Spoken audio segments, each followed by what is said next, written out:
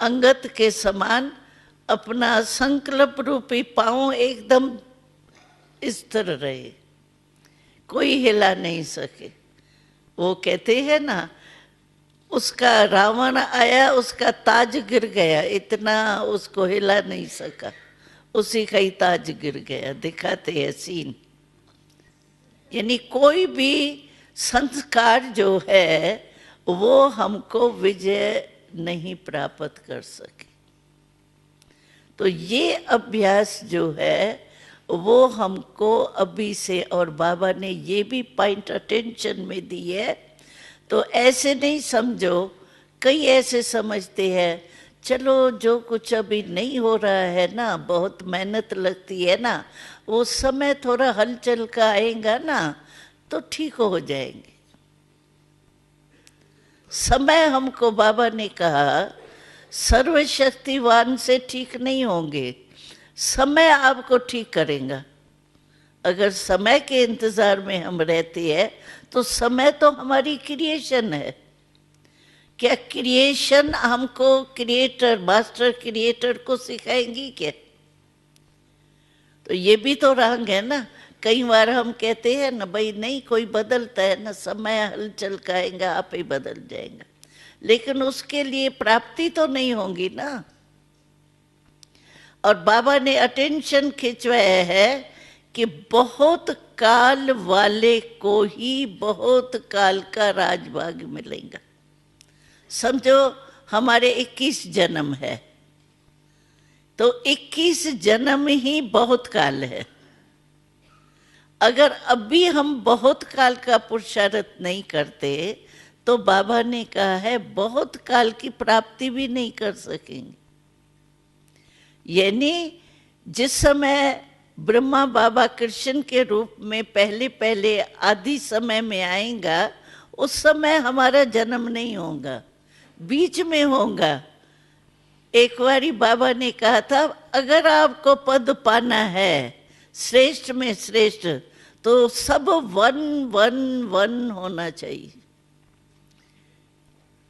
पहला जन्म होना चाहिए, पहला संवत की पहली तारीख होनी चाहिए, नया संवत शुरू होगा ना, और फिर हमारी स्टेज भी पहला नंबर होनी चाहिए। ब्रह्मा बाबा के साथ जन्म ले उसी समय, बस 2-3 साल का फर्क होता है, वो बात दूसरी है, लेकिन पहले 111 में हम आवे, ये है बहुत काल के समय का बहुत काल की प्रारंभ। तो ऐसा है हमारा 1-1 है कि चलो तीसरे चौथे जन्म में आ गए, कोई हर्जा नहीं, तो बहुत काल तो नहीं होगा ना इकट्ठा हमारा वर्णन, उसमें तो नहीं आएगा ना। और बाबा ने कहा है अभी से बहुत काल शुरू हो रहा है, बहुत गई थोड़ी रही है अभी।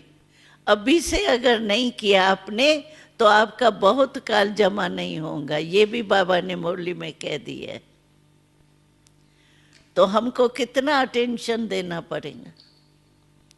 बहुत काल है, अभी से ही बहुत काल जमा करेंगे तभी बहुत काल का सुख प्राप्त कर सके।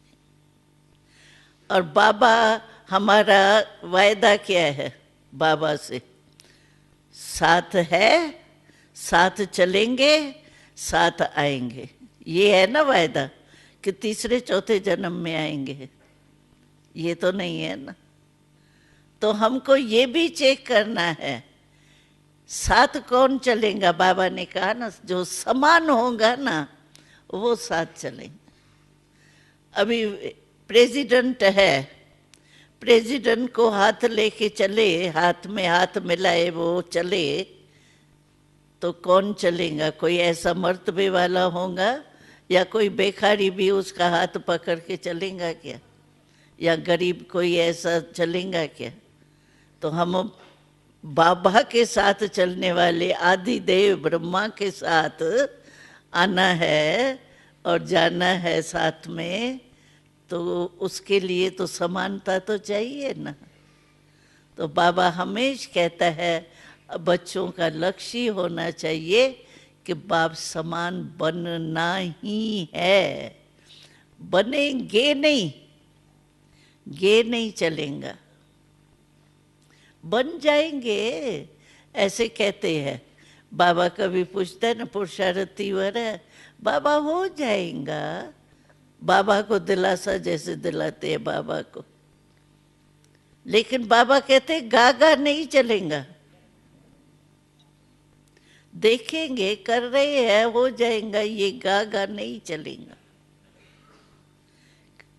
अब भी होना ही है, करना ही है, ये है दृढ़ संकल्प। अगर गे किया या कहीं कहते कोशिश कर रहे हैं, हम समझते कोशिश कह रहे हैं ना तो बहुत अच्छा जवाब दे रहे हैं। लेकिन बाबा ने एक बार ही कहा था कोशिश क्यों कहती हो, कुछ है ना समथिंग, भाई कोई कमी नजर आ रही है ना जो कहते कोशिश कर रहे हैं, तो कोशिश माना समथिंग कुछ है, वो नहीं, उसको तीव्र पुरुषार्थ नहीं कहेंगे। तीव्र पुरुषार्थ उसको कहेंगे जो बाबा ने कहा हमने किया।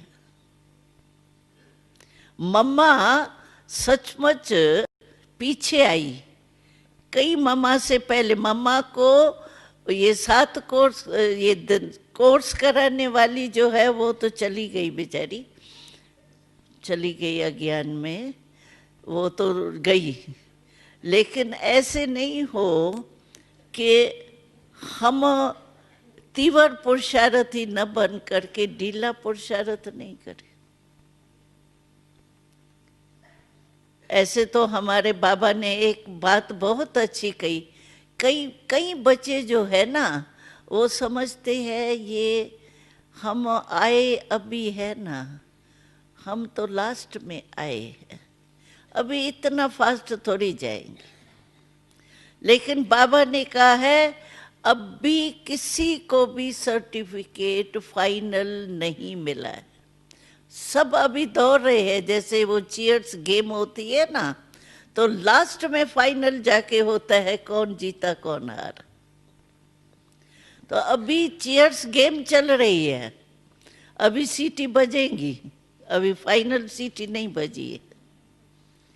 इसीलिए कोई भी दौड़ सकता है, कोई पीछे वाला भी आगे हो सकता है, ये बाबा ने कहा है। कोई एग्जाम्पल बनेंगे लास्ट सो फास्ट और फास्ट सो फर्स्ट, ये बाबा का वरदान मिला हुआ है। तो हर एक समझे ना, तो मैं ही फर्स्ट जाऊंगा और फास्ट जाऊंगा, ये दूसरे को नहीं देखो ये बहुत आगे जा रहा है, मैं मेरा तो है ही नहीं, नहीं दिल शिकस्त नहीं हो। अच्छा वो जा रहा है तो उसको कॉपी करो, उसकी विशेषता अपने में धारण करो, दिल शिकस्त नहीं। दिल शिकस्त भी एक माया का रूप है, थोड़ी सी बात होती है ना तो दिल शिकस्त हो जाता है, नहीं मेरा शायद भाग्य ही नहीं है, क्रोध जाता ही नहीं है, मोह जाता ही नहीं है, मैंने बहुत कोशिश की है, शायद मेरी तकदीर नहीं है। दिल शिकस्त नहीं हो। बाबा कहते जिस समय दिल शिकस्त हो ना, उस समय कौन सी पॉइंट याद रखो कि मैं भले कमजोर हूं, ठीक है मेरे संस्कार नहीं मिट रहे हैं, लेकिन मेरे कंबाइंड कौन है? बाबा कंबाइंड है कि नहीं है? कंबाइंड हाथ उठाओ जिसके बाबा कंबाइंड है पक्का? तो कंबाइंड कभी अलग होता है क्या? है? अलग तो होता ही नहीं है। तो बाबा कहते हैं काम लेना नहीं आता बाबा से। एक बार उलहना दिया था बाबा ने, का कंबाइंड कहते हैं, लेकिन जब समय आता है उस समय मेरे से काम ही नहीं लेते हैं। ऑर्डर करो ना बाबा आप मेरे साथी हो, आप, मैं कमजोर हूं तो आपको, आप तो सर्वशक्तिवान हो ना, आपको करना है। हक रखो ना अपना, कि उस समय घबरा जाते हैं, क्या करूं कैसे करूं, बहुत मुश्किल है, बहुत कड़ा संस्कार है, मर्ज हो गए है, बहुत ऐसा। ये दिल शिकस्त कभी नहीं, दिल खुश, दिल शिकस्त नहीं। और बाबा, उस समय बाबा को आप बांध सकते हो। बाबा ने कहा मैंने प्रेम की रस्सी सभी को दिया है, बच्चों को, मेरे को बांधो। बांधने ही नहीं आता है, ढीला बांध लेते हैं छूट जाते, बांधने भी नहीं आता।